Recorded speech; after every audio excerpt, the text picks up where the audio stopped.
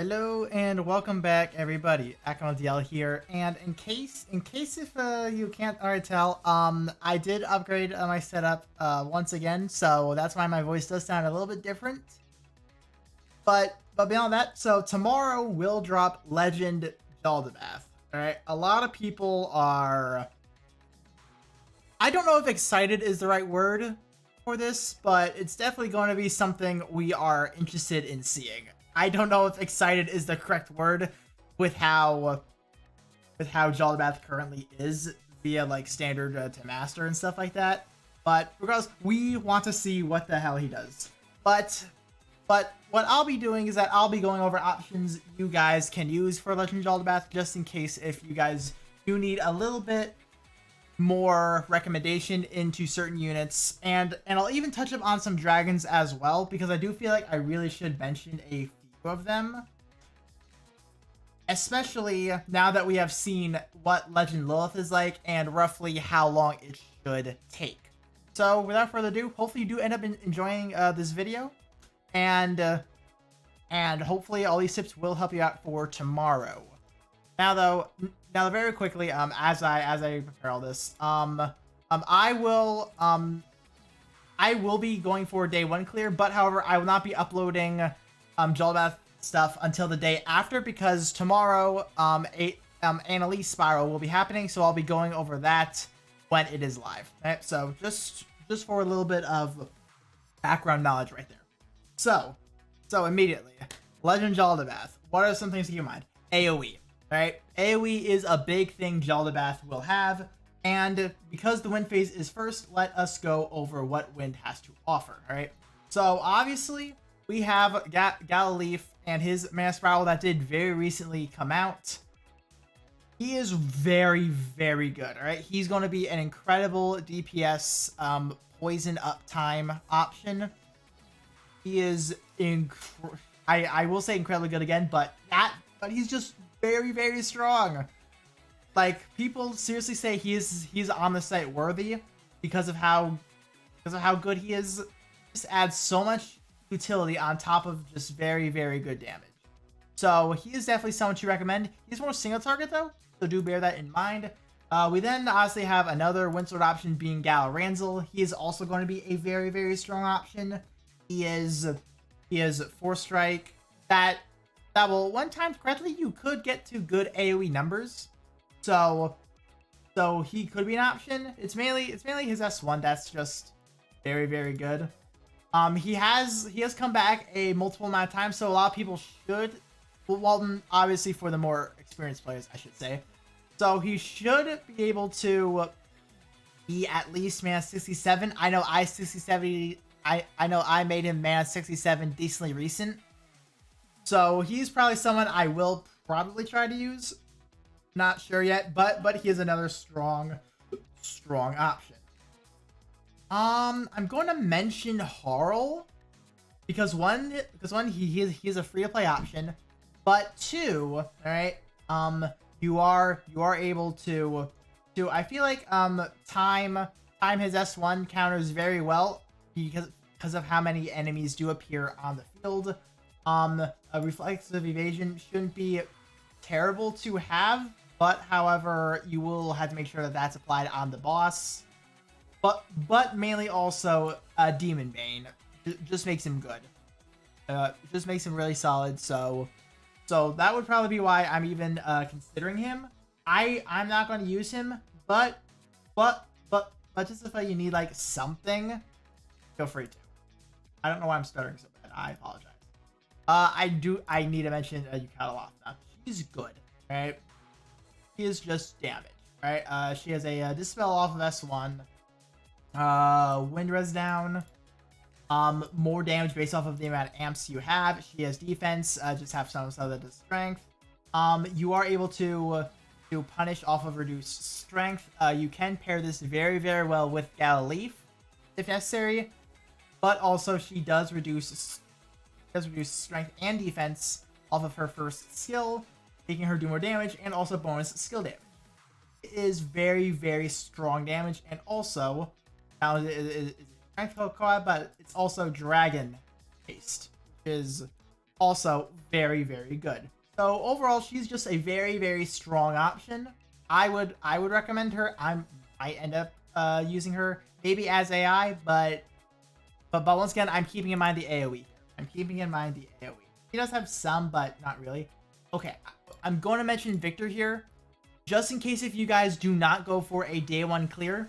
We do not have his mana sprawl yet as of the time of me recording this, but assuming because of recent trends of how good some of these mana sprawls are, he will very well be an option you can consider if his sprawl does end up being very, very good. So I'm only mentioning him now just for the future in case if you do need more options. He will be someone about roughly a week into Legend Jaldabaoth you can consider to Omnisite and use. Just thought I'd mention him. That's it. Alright. Oh, I need to mention it. So Dragalia Nevin. He is a good Stormlash bot. The one thing about him is that because Wind is first, he will not be in Sigil unlocked immediately. You will need to unlock his Sigil. As of which, it will take about a minute or so to actually do. So, unfortunately, that first minute you will be struggling a little bit. But, however, after that minute, he is starting to put in work. He truly can put in a lot of work. Truly Stormlash. Stormlash res down. Infliction up. Strength amp. More Stormlash. He can even Stormlash off of his Charge Force Strike. He's a good support unit. He's good support. But, however, if you have Gallinat, you're more likely going to be running Gallinat anyway. Because, like most of us know Gallinat at this point, alright? Lots of dispels, lots of damage when she transforms. Good collab and chain collab. He's strong, alright? Like, always a good unit, always has been, like, the Wind Dagger. So, like, nothing else to really say there. Just Gallinat is going to be the Wind Dagger you will consider if you do end up owning her. I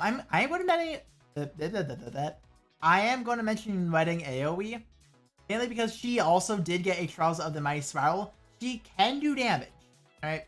She does have a good amount of damage hooked into her kit, as well as defense amps, Stormlash, and now Stormlash Punisher. Right there. I don't think you can sleep Jaldabaoth, so unfortunately you can't take advantage of that really. But at least Stormlash is a little something. So she would be an option you can consider as well. He is good. He is good. Other units. Axes, unfortunately, I don't have much to offer there. I'm going to mention Grimnir here, because obviously he had came out when Jaldabaoth was already a thing. Jaldabaoth was like the boss. He does have AoE pretty good in his kit. Just good, right? S2 good range. S1 whenever you max out one of his abilities. It will do a lot of hits in there, and also he just outright does increase damage, depending on either the hit count or the number of enemies defeated. Because Jaldabaoth should spawn a lot of enemies, this will not be a problem for him. I have used him before, and paired with Midgard Zero is golden. Right? It's just absolutely amazing. But then also, whenever he does hit level 5, he does gain an area of effect around him. That does do a little bit of damage, so it is a little bit better than nothing.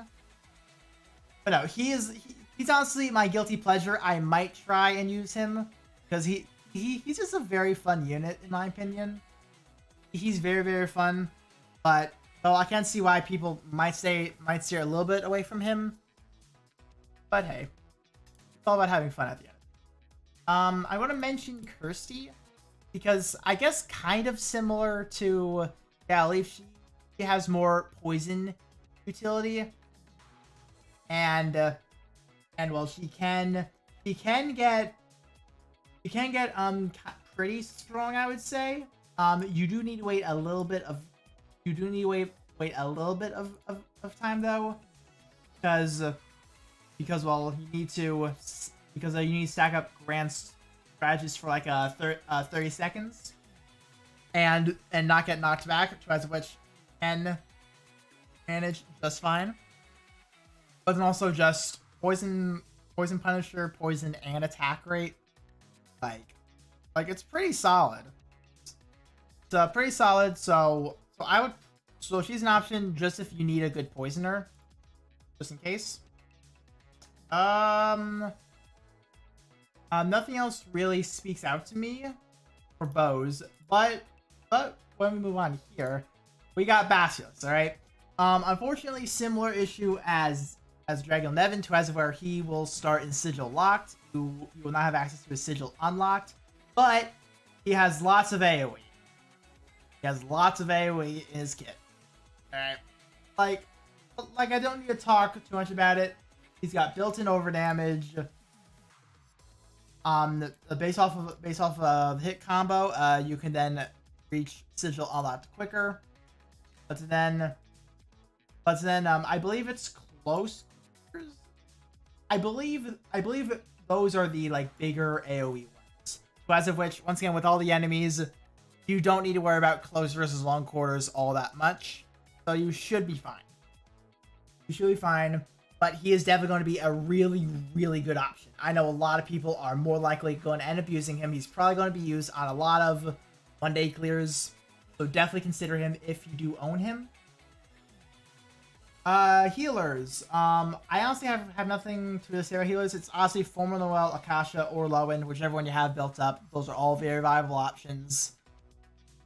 Obviously Akasha will have a Trial Spiral, Lowen has regular Spiral, Former Noel does not have a Spiral. So pick your poison at that point.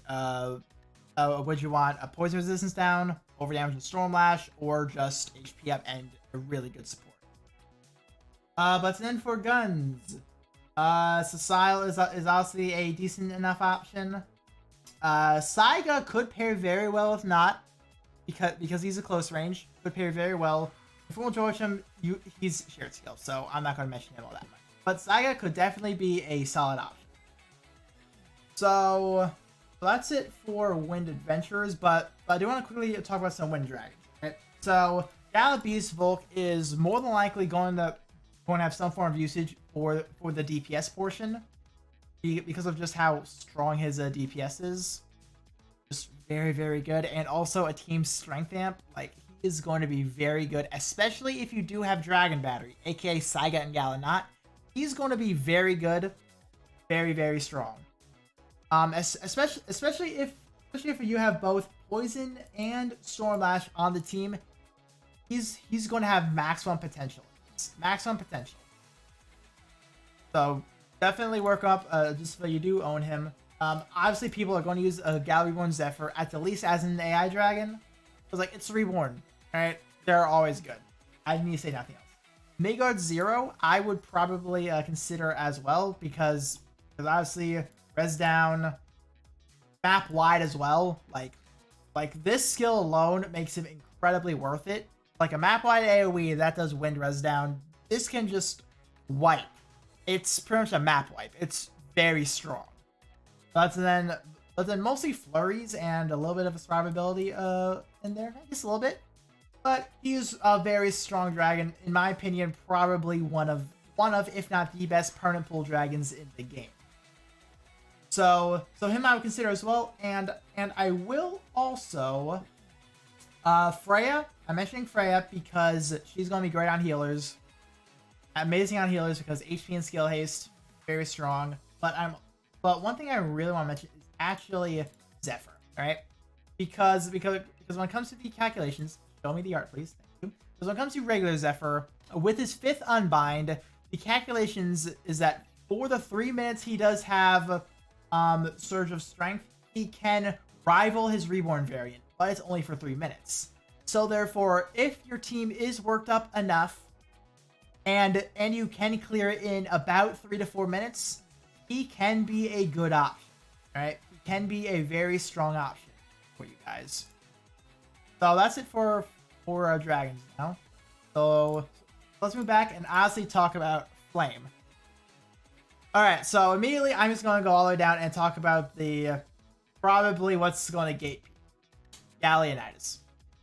I feel like I need to say nothing else. Like, he's going to be recommended for this. He's going to be recommended, going to be used on day 1 clears. He's just dumb strong. S2, it's AoE. S1, AoE and Scorch Rend. Very, very good chain collab. A Punisher and an Overdrive Punisher. Is really, really strong. Just use him as an AI, and he's doing wonders, absolute wonders. And I mentioned an AI mainly because we do have 2 brand new additions that just came out that can pair beautifully with why is it escaping me?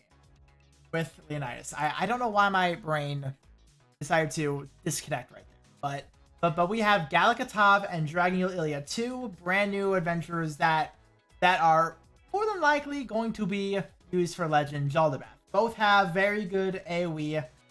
Ilya, it is via her S1. Her 3 cartridge S1, which is honestly not that hard to obtain in the first place, is very, very strong. It can hit hard. But then Dragalia boost, this will just, in short, immediately... This will pretty much immediately make her S1 maxed out, which is very, very good. Very good. And also a team defense amp can help with survivability right there. And also she will have Starfall Spirit, towards which she will increase her strength and crit rate every time a cartridge is consumed. So yeah, she is strong, but in my opinion, if you have Galakatov, you would rather use him and main. Alright?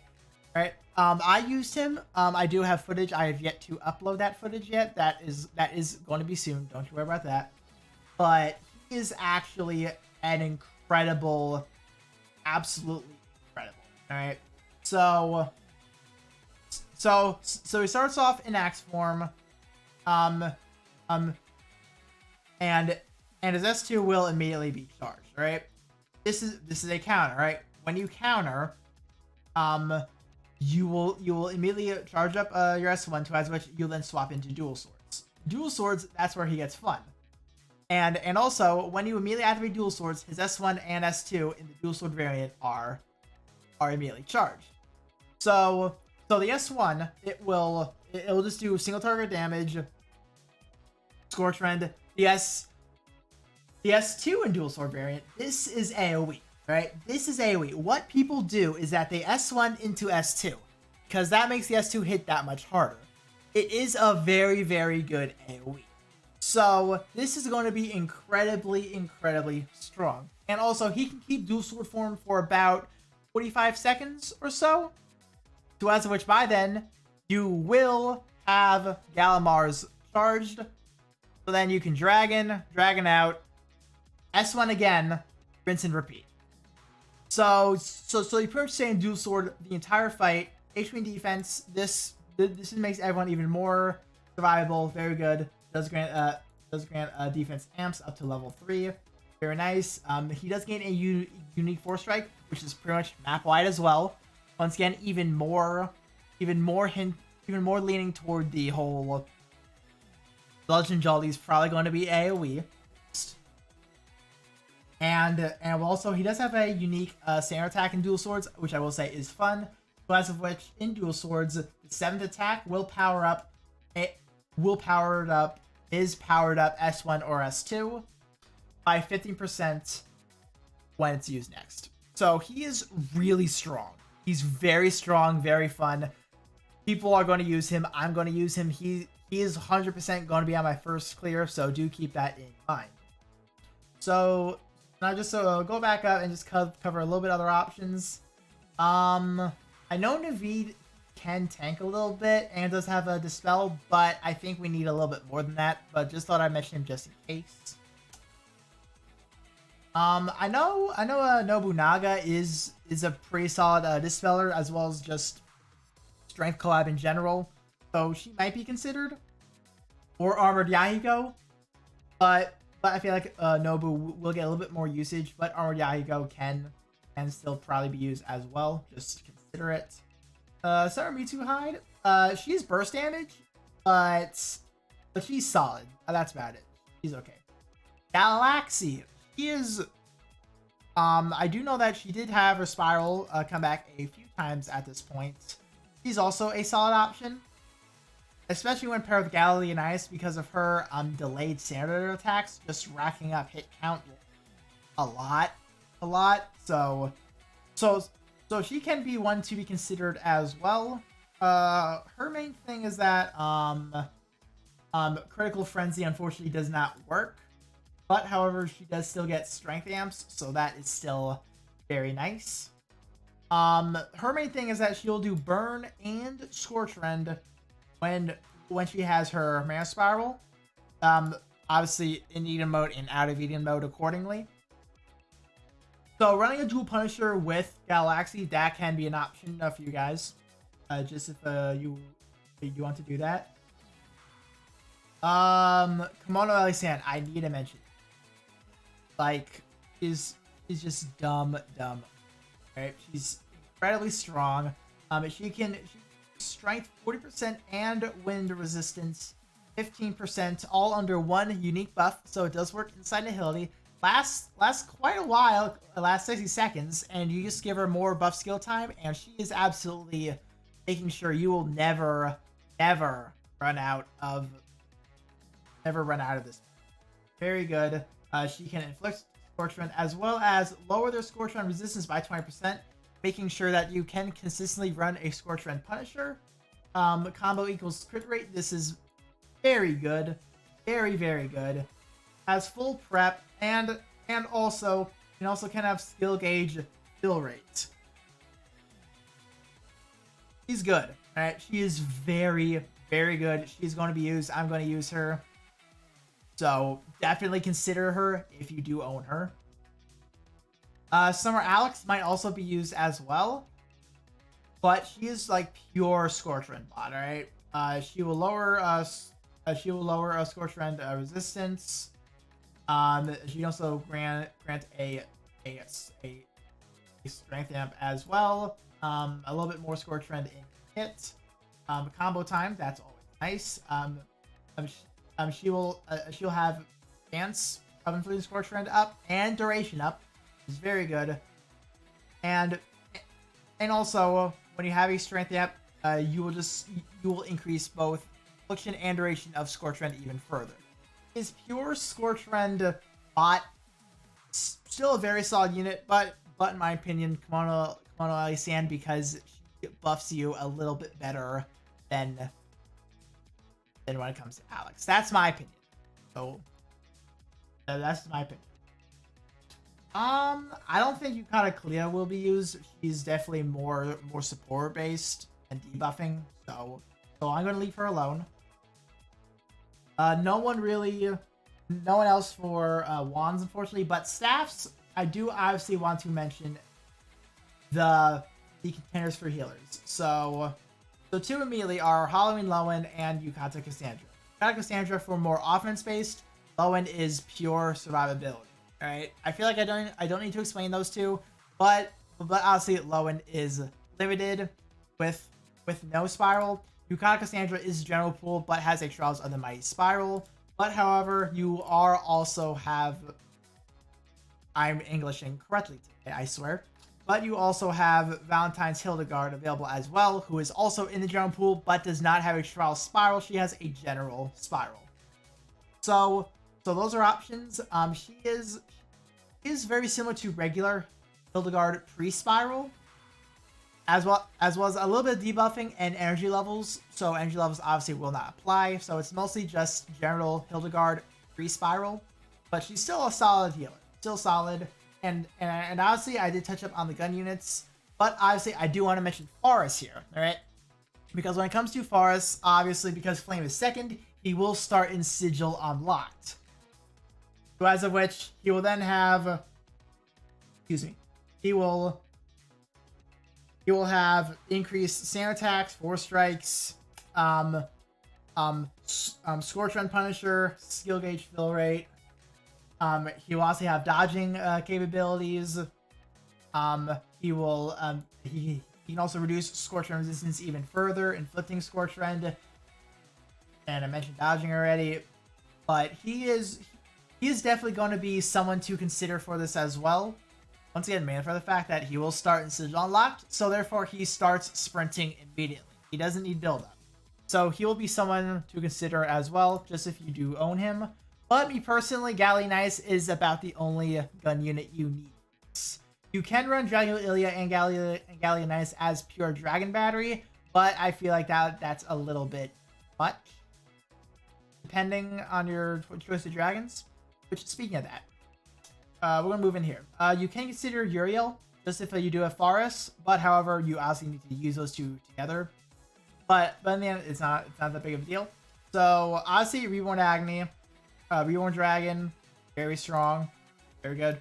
Bozu Tenno, if you do have Gallianice, pairs perfectly with him because like, just sits down and holds 4-strike anyway, so you're always getting that buff. You are unfortunately not able to have the resistance down unless if you own a second copy, or just pair him with someone who can take advantage of longer 4-strikes. But I'm going to use him on Galileo and just not worry about the res. But it is an option, or maybe just have him on healer. Fuck it. Like, it could work. You could consider Horus for your healer, just for faster heals, faster support, or hell, you can even put him on your support unit. So he's okay though. It's only okay. Obviously, I have to mention Mars because Mars is more likely gonna be on your lead unit. Like Mars is still absolutely supreme because of the ending shapeshift prep. It's absolutely broken. This is what makes him shine above everybody else. Up to 90% strength, which you should be able to keep most, if not all, the time. But then, but not kind of Hellflare, it's Legend, so Nihili's never going down, so don't worry about the additional 20% you get up to 2 times. Don't worry about that. You're not going to pop that anyway. But Mars is like truly the best fire dragon in the game. So there's that. And also, just like with Zephyr, I need to mention Cerberus and Agni. Alright?